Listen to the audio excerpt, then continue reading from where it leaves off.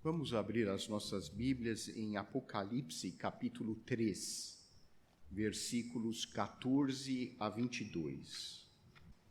Assim diz a palavra de Deus. Ao anjo da igreja em Laodiceia, escreve: Estas coisas diz o Amém, a testemunha fiel e verdadeira, o princípio da criação de Deus. Conheço as tuas obras, que nem és frio nem quente. Quem dera fosses frio ou quente. Assim, porque és morno e nem és quente nem frio, estou a ponto de vomitar-te da minha boca. Pois dizes: estou rico e abastado e não preciso de coisa alguma. E nem sabes que tu és infeliz, sim, miserável, pobre, cego e nu. Aconselho-te que de mim compres ouro refinado pelo fogo, para te enriqueceres, vestiduras brancas para te vestires, a fim de que não seja manifesta a vergonha da tua nudez, e o colírio para ungires os olhos, a fim de que vejas. Eu repreendo e disciplino a quantos amo. Sê, pois, zeloso e arrepende-te. Eis que estou à porta e bato. Se alguém ouvir a minha voz e abrir a porta, entrarei em sua casa e cearei com ele e ele comigo. Ao vencedor, dar-lhe-ei sentar-se comigo no meu trono, assim como também eu venci e me sentei com meu Pai no seu trono. Quem tem ouvidos, ouça o que o Espírito diz às igrejas. Oremos. Santo Deus, nosso Pai, nós pedimos a tua iluminação para que possamos absorver estas palavras e aplicá-las no nosso dia a dia.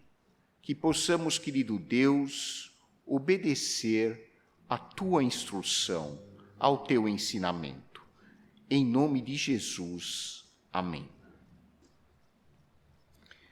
Segundo Albert Einstein, devemos ser pessoas de valor.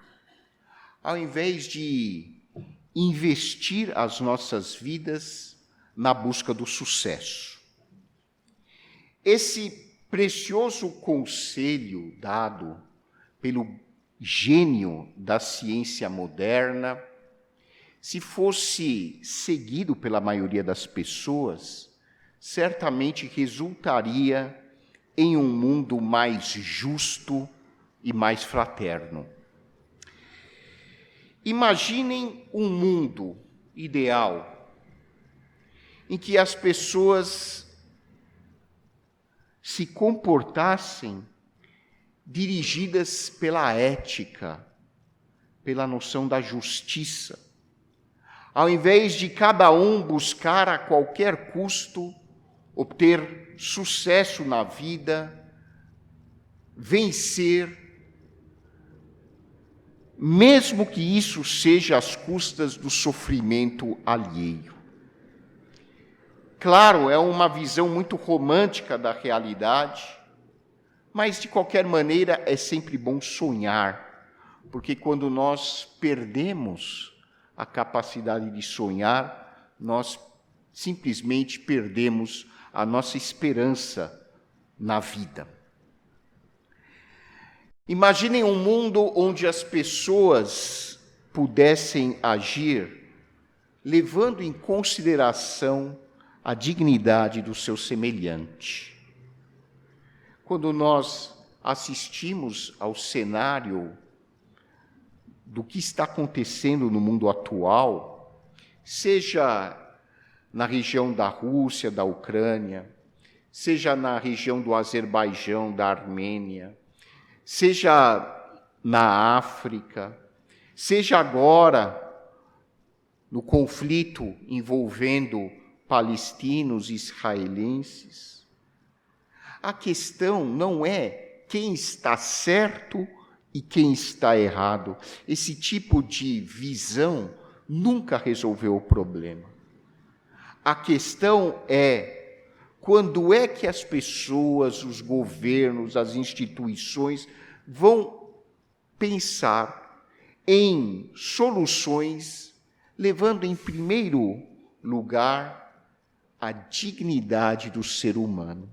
Pessoas sendo desabrigadas, pessoas sendo raptadas, sequestradas, mortas, como se fossem verdadeiros animais. E isso está ocorrendo em pleno século XXI, quando, teoricamente, nós já atingimos um nível de conhecimento científico, tecnológico, que, em tese, poderia nos fazer ter uma visão mais decente da vida, mas isso não aconteceu, porque uma coisa é evoluir do ponto de vista técnico, científico, e outra, totalmente diferente, é evoluir espiritualmente falando. Os nossos valores refletem a nossa visão de mundo. E a nossa visão de mundo é constituída pelas crenças que nós temos sobre nós mesmos, sobre os outros e sobre a vida em geral. Se as nossas crenças forem saudáveis, positivas, isso implica diretamente nos nossos valores, na nossa visão de mundo, porque as nossas crenças, os nossos valores e a nossa visão de mundo estão intimamente relacionadas umas com as outras. E é isso que constitui a nossa verdadeira riqueza. Como o próprio Senhor Jesus nos ensinou, a nossa verdadeira riqueza é aquela que nós trazemos no coração. A nossa verdadeira riqueza constitui nos valores que são o norte das nossas vidas.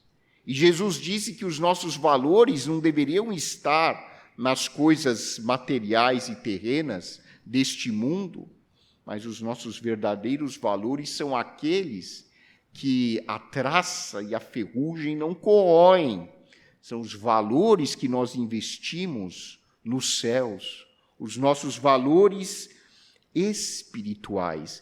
Isso sim constitui a nossa verdadeira riqueza, e nós frequentemente nos esquecemos desse fato.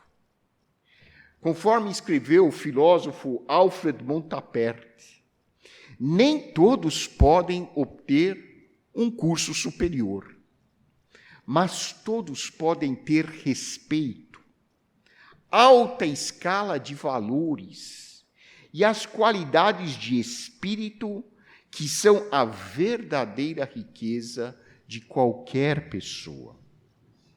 E conforme esse mesmo autor escreveu, o caráter é a soma de milhares de pequenos esforços para viver de acordo com o que de melhor há em nós. Eu gosto da ilustração de um pensador oriental que estava sendo martirizado e, enquanto estava sendo martirizado, executado, pouco antes de morrer, ele disse que, mesmo diante dessa brutalidade envolvida no seu processo de execução, ele ainda fazia questão de enxergar a chama de Deus nas pessoas. E ele lamentava que as pessoas não pudessem enxergar Deus presente em suas vidas. Afinal de contas, um dos primeiros ensinos espirituais da Bíblia para não dizer que é o primeiro ensino espiritual da Bíblia, o mais básico é que todo ser humano foi criado à imagem e semelhança de Deus. Não alguns seres humanos, não uma casta especial de iluminados, mas a Bíblia diz que todo ser humano foi criado à imagem e semelhança de Deus. Essa é a primeira grande verdade da Bíblia. E que possamos, então, viver de acordo com essa verdade, procurando enxergar aquela faísca de Deus que está presente no nosso próximo. Somente com essa visão é que nós podemos viver de maneira civilizada e não como animais selvagens, buscando a sobrevivência a qualquer custo. A carta de Cristo dirigida à igreja de Laodiceia aborda justamente a questão dos valores, a questão do nosso compromisso com Deus. Em última análise, essa carta de Deus, de Cristo, à igreja de Laodiceia, nos faz refletir sobre o quanto, de fato, nós somos fiéis a Deus. O quanto nós somos fiéis ao Senhor Jesus Cristo. A carta à igreja de Laodiceia reflete a triste realidade em que muitas igrejas se encontram, inclusive nos dias de hoje, com relação à perda dos valores espirituais e do seu compromisso com Deus. O que a igreja cristã contemporânea pode aprender com base nas advertências presentes nesta carta? A carta de Cristo à igreja de Laodiceia nos faz refletir sobre algumas verdades espirituais. E a primeira delas é o perigo da autossuficiência. É o perigo de nós imaginarmos que nós podemos viver bem sem Deus nas nossas vidas. É o perigo de nós imaginarmos que nós somos bons por nós mesmos, que Deus pode ser marginalizado na minha vida. É o perigo de eu crer equivocadamente que eu posso ser uma pessoa espiritual, que eu posso ser uma pessoa capaz de resolver todos os problemas e obstáculos e dificuldades na minha vida, sem levar Deus em consideração. A igreja de Laodiceia vivia num contexto muito particular no Império Romano. Ela está localizada numa região que faz parte hoje da Turquia. Quando vocês lerem na Bíblia a expressão Ásia Menor, essa expressão se refere à região geográfica da atual Turquia. A cidade de Laodiceia não foi reedificada. Existem apenas ruínas desta cidade hoje. E ela deriva o seu nome da esposa do fundador da cidade, que foi o rei sírio Antíoco, da Síria. E ele tinha uma esposa chamada Laódice. E, em homenagem à sua esposa, ele fundou e dedicou a fundação da cidade e a chamou de Laodiceia. E essa cidade era uma cidade muito próspera, muito rica. Era um centro comercial, bancário e industrial, principalmente um centro de fabricação de tecidos. A indústria têxtil era bastante desenvolvida em Laodiceia.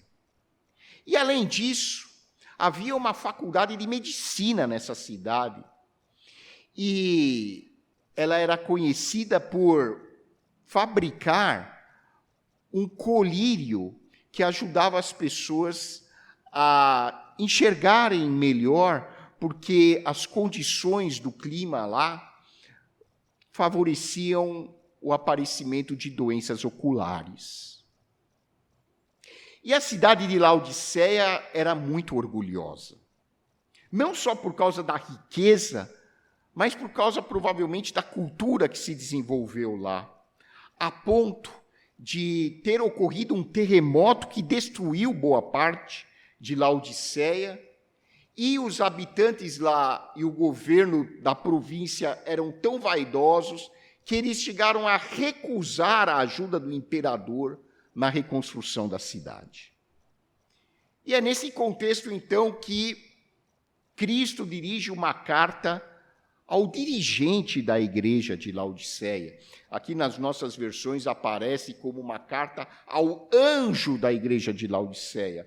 Muito provavelmente ao pastor, ao líder local da igreja de Laodiceia, porque a palavra anjo no grego significa mensageiro. Então, mensageiro é aquele que trazia a palavra nos cultos da igreja. Então, provavelmente era o pastor ou o presbítero principal da igreja. E Cristo se apresenta como sendo o Amém. O Amém porque é nele, em Cristo, que se cumprem as profecias bíblicas. E Jesus diz que ele é o princípio da criação de Deus, não no sentido que ele tenha sido uma pessoa criada por Deus, porque Jesus Cristo, em essência, é a encarnação do Verbo, ele é eterno, mas Cristo é a fonte originária de tudo aquilo que Deus criou. Por isso que a Bíblia diz que todas as coisas foram criadas por Cristo, em Cristo e para Cristo. Ele é o alvo final de toda a criação de Deus. É para Cristo que convergem todas as coisas criadas. E lá no futuro, lá na eternidade futura, diz a palavra de Deus, que tudo que foi criado, absolutamente tudo, isso envolve criação mineral, criação vegetal, criação animal, e os próprios seres humanos, todos, sem exceção, se submeterão ao senhorio de Cristo e o adorarão. Isso é eternidade futura. Mas Cristo dirige uma carta a Laodiceia, e diferentemente das cartas anteriores, ou pelo menos da maioria delas, Cristo não começa com nenhum elogio. Aqui Deus aborda uma psicologia muito semelhante ao que se ensina hoje para empresários, para patrões e para todos aqueles que trabalham em empresa. Quando você quer corrigir um defeito numa pessoa, foca também o que essa pessoa tem de positivo. Então já não começa esculachando a pessoa de cara. Você chama a pessoa e fala: olha, fulano, eu vejo que você talvez esteja falhando nesse ponto. É bom você corrigir isso que está de errado, mas eu vejo o quanto você é dedicado, eu vejo que você procura fazer o que é certo em muitas coisas, mas nesse ponto aqui você está falhando. Então vamos corrigir para melhorar o teu desempenho aqui no trabalho. Então é assim que se faz. E as cartas, são 7 cartas no livro de Apocalipse, as 7 igrejas da Turquia, da Ásia Menor. Jesus usa esse princípio. Olha, igreja, vocês estão de parabéns com relação à parte da doutrina, vocês estão de parabéns com relação ao trabalho que vocês desempenham com relação ao evangelismo, vocês só precisam corrigir isso que está errado na igreja. Só que quando chega na carta à igreja de Laodiceia, o negócio pega. Porque Jesus não tem absolutamente nada para elogiar nessa igreja. Jesus, que é a encarnação do amor, da compaixão, da sabedoria de Deus, que sabe tudo que vai no coração humano, ele olha para aquela igreja de Laodiceia e ele diz: não tem absolutamente nada de bom nessa igreja. Que situação triste. Imaginem Deus olhar para uma igreja e dizer: gente, vocês estão falhando em absolutamente 100% das metas. Imaginem um patrão chegar numa empresa, chamar os funcionários e dizer: olha, nota 0. Não tem nada de bom que a gente possa aproveitar dessa equipe. E é exatamente isso que Jesus faz em relação à igreja de Laodiceia. Não porque Jesus esteja sendo extremamente severo, duro, mas é porque aquela igreja já tinha abandonado completamente os princípios mais elementares do Evangelho de Jesus. E Jesus diz assim: olha, eu vejo tudo o que vocês fazem, vocês não são nem frios e nem quentes, vocês são mornos. E por isso vocês estão causando náuseas em mim, a ponto de eu querer vomitá-los da minha boca. Isso é dito por um Deus de amor. E Jesus usa aqui uma figura que os laodicenses conheciam bem. Porque a água em Laodiceia, de acordo com os registros históricos, as fontes de água existentes em Laodiceia eram produtoras de uma água morna, com gosto ruim. E as pessoas em Laodiceia sofriam por causa da qualidade ruim da água. Isso está nos comentários bíblicos. Registros históricos falam da qualidade ruim da água. Imagina num dia quente, você pega a água, aquela água morna, não é aquela água geladinha, gostosa, e não é aquela água quente num dia frio, é aquela água sempre morna, gosto amargo, causava ânsia nas pessoas que tomavam. E Jesus diz que aquela igreja era exatamente igual à água que havia na igreja de Laodiceia, uma água morna. E por que Jesus diz essas palavras duras, muito duras? Ele olha para a igreja de Laodiceia e diz assim: vocês dizem que estão ricos, vocês pensam que estão ricos. Era uma igreja de pessoas bem de vida, uma igreja de pessoas que achavam que por estarem bem de vida, eles estavam sendo abençoados por Deus. Eles imaginavam: eu sou tão bom para Deus que Ele me dá tudo o que eu preciso financeiramente. E eles achavam que não precisavam de coisa alguma. E qual é o diagnóstico, o veredito que Jesus tem para a congregação de Laodiceia? Muito chocante. Jesus diz: vocês são, na verdade, infelizes, miseráveis, pobres, cegos e nus. O que significam esses adjetivos nada bons? significam que eles eram moralmente impuros, espiritualmente complacentes com os valores do mundo. Significa que eles haviam perdido a devoção a Deus e a Cristo e haviam se tornado indiferentes aos valores do reino de Deus.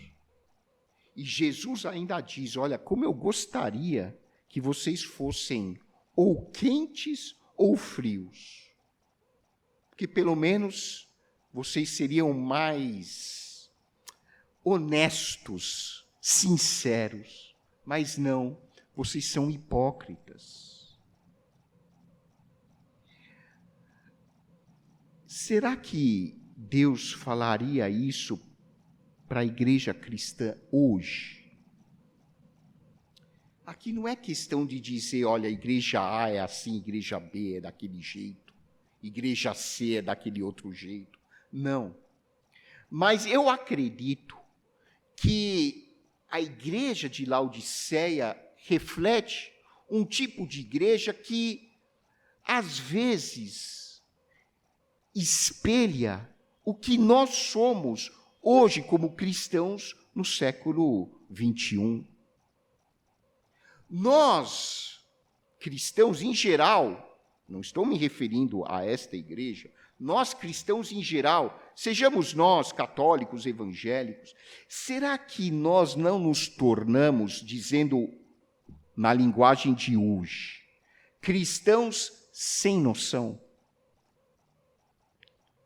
Porque o que Jesus está dizendo aqui, se a gente fosse colocar na linguagem de hoje, é o mesmo que dizer para uma igreja: gente, vocês pensam que são cristãos, vocês são completamente sem noção. Vocês esqueceram completamente o que significa ser um seguidor de Jesus. E por isso que nós lemos na leitura bíblica congregacional aquilo que Jesus diz aos seus discípulos: quem é o meu verdadeiro discípulo? É aquele que me ama, é aquele que guarda as minhas palavras. Se eu me torno indiferente a Deus, o que é ser indiferente a Deus? É colocar Deus em segundo plano. É colocar outros objetivos na minha vida em primeiro lugar. Qual é o seu objetivo de vida? Qual é o meu objetivo de vida? Não é errado querer ser um bom profissional, de forma alguma. Eu quero sempre ser um bom médico. Aqui há empresários, aqui há comerciantes, aqui há professores. E é ok você querer ser um grande professor, um grande empresário, um bom comerciante. Ok. O problema é quando a gente coloca isso como prioridade e coloca Deus em segundo lugar. E coloca Deus em terceiro lugar. E eu acho que nossa sociedade cristã contemporânea faz isso todos os dias. Todos os dias. É quando eu coloco a busca pela fama, pelo sucesso, na frente de Deus. É quando Deus já não mexe mais comigo. É quando eu já não ligo mais para a leitura da Bíblia. Eu gosto de frisar esse ponto porque é uma coisa concreta. Eu não quero assustar ninguém. Mas não é possível que uma pessoa que realmente ame o seu Criador não se preocupe em ler a Bíblia. Não é possível. Uma pessoa que se diz cristã e não tem prazer em buscar ler uma leitura devocional, em ler uma palavra, um trecho da palavra de Deus, não precisa ser o Novo Testamento inteiro em uma semana, não é isso. Mas se uma pessoa não tem interesse em abrir a sua Bíblia com uma frequência regular e procurar ver o que Deus quer dele, desculpa a sinceridade, mas essa pessoa se tornou indiferente a Deus. Para ele, Deus não mexe mais com ele. Vou usar um exemplo do cotidiano. Imaginem uma pessoa apaixonada. Como é a paixão? Você acorda pensando na pessoa. Você vive pensando naquela pessoa. Aquela pessoa mexe com você. E o que Jesus pede de nós é que nós sejamos apaixonados por Ele. Que você e eu sejamos apaixonados por Deus. Que a gente possa viver sempre pensando em Deus em primeiro lugar. Deus tem que mexer profundamente com a nossa essência, com os nossos valores, com os nossos objetivos de vida, com as nossas metas. Onde quer que estejamos, e independentemente das circunstâncias pelas quais nós estamos passando, Deus tem que sempre mexer comigo. Agora, se Jesus, para mim, já estão em segundo plano, se para mim a vida cristã se resume a ouvir uma mensagem de vez em quando da igreja, ou a ir na igreja só no dia do Natal, só na Páscoa, se eu não tenho mais aquele prazer em pegar a Bíblia e ler o que Jesus tem para mim, eu me tornei indiferente para com Deus.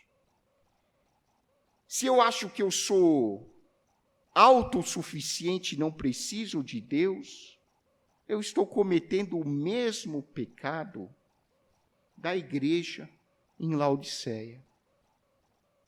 E ontem, conversando com um amigo meu, professor Zenon Lotufo Júnior, tenho muito orgulho em tê-lo como meu amigo, ele fez uma observação que, somando os mortos da Primeira Guerra Mundial e da Segunda Guerra Mundial, dá mais de 60 milhões de pessoas. A maioria dos países que participaram dessas guerras é cristã. São governos cristãos. São nações, teoricamente, cristãs, que conseguiram, com sua espiritualidade cristã, matar mais de 60 milhões de pessoas. Se você não matou as aulas de história, não foi para o fliperama, na nossa época chamava fliperama, tinha um pessoal que faltava na aula para ir jogar fliperama. Se você não fez isso nas aulas de história, você vai se lembrar que as nações cristãs da Europa colonizaram e escravizaram brutalmente os africanos, submetendo-os à tortura física para drenar os recursos minerais da África. Se você quiser se aprofundar, veja o que o rei belga fez no Congo. São verdadeiras cenas de horror. Uma nação cristã. Quando nós nos tornamos mornos, nós não apenas somos indiferentes, nós nos tornamos sádicos, cínicos. E dizemos da boca para fora que somos cristãos, mas os nossos atos são profundamente perversos. A segunda advertência que Cristo faz à igreja de Laodiceia, vinculada a essa primeira advertência sobre a qual conversamos, é a necessidade do autoconhecimento. O grande filósofo Sócrates já dizia: conhece a ti mesmo. Conhecer a si mesmo, não com base em alguma técnica psicanalítica profunda e difícil, não é isso. Mas é permitir que o Espírito Santo de Deus mostre para você quem você realmente é. É o que nós chamamos de introspecção, capacidade de autorreflexão.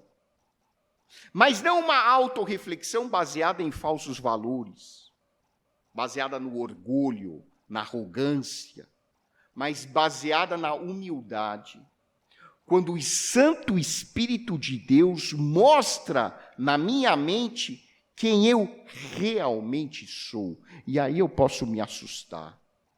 Mas é importante que nós permitamos que Deus, por meio de Cristo e por meio do Espírito Santo, mostre para nós a nossa verdadeira realidade espiritual.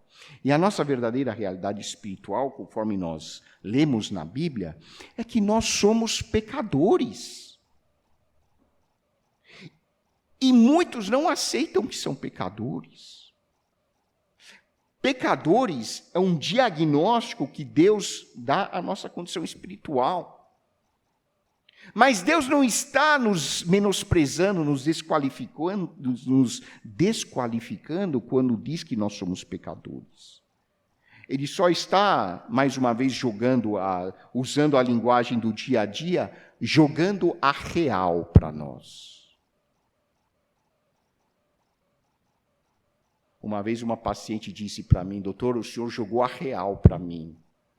Porque eu disse para ela o que realmente era a condição dela. Com muito amor, mas era a condição dela. E Jesus faz a mesma coisa com a gente. Ele quer que nós entendamos quem nós realmente somos. Nós somos pessoas que erram. E nós erramos todos os dias, porque nós somos imperfeitos. Nós estamos aqui para aprender. E tudo bem com isso. Não é uma vergonha eu dizer que eu sou pecador. O problema é quando eu me sinto ofendido e me torno arrogante e digo quem Deus pensa que é para dizer que eu sou pecador. Eu sou uma pessoa absolutamente correta. E aí Jesus usa o exemplo daquele fariseu. E Jesus diz, aquele fariseu orava para si mesmo, dizendo: Deus, muito obrigado por eu ser tão bom. Deus, muito obrigado, porque eu não sou igual a essas pessoas adúlteras, roubadores, zombadores. Deus, muito obrigado, porque eu sou uma pessoa excepcional. E Jesus diz que esse tipo de oração nem chega para Deus. Porque mostra que essa pessoa não tem autoconhecimento. Ele não conseguiu perceber o quanto ele é miserável sem a graça de Deus. Ter autoconhecimento é nós reconhecermos que tudo que nós somos e temos é pela graça de Deus, é pela misericórdia de Deus. E, finalmente, Deus quer que nós estejamos atentos ao convite permanente de Cristo. E esse convite Deus faz em Cristo todos os dias, a todas as pessoas, inclusive aos cristãos que se tornaram indiferentes. Cristo diz: olha, eis que eu estou à porta e bato. Se alguém ouvir a minha voz e abrir a porta, eu cearei com ele e ele comigo. É um convite baseado na graça, no amor. Deus quer que nós se conheçamos quando nós nos tornamos indiferentes. Deus não quer que nós condenemos a igreja de Laodiceia, mas Ele quer que nós reconheçamos quando nós estamos agindo exatamente como a igreja de Laodiceia. Que nós possamos reconhecer o quanto precisamos ter as portas do nosso coração permanentemente abertas ao Senhor Jesus Cristo, para que Ele seja, de fato, aquele que comanda as nossas vidas. Que a nossa fidelidade seja sempre em primeiro lugar a Deus e ao Senhor Jesus. Que Deus nos abençoe.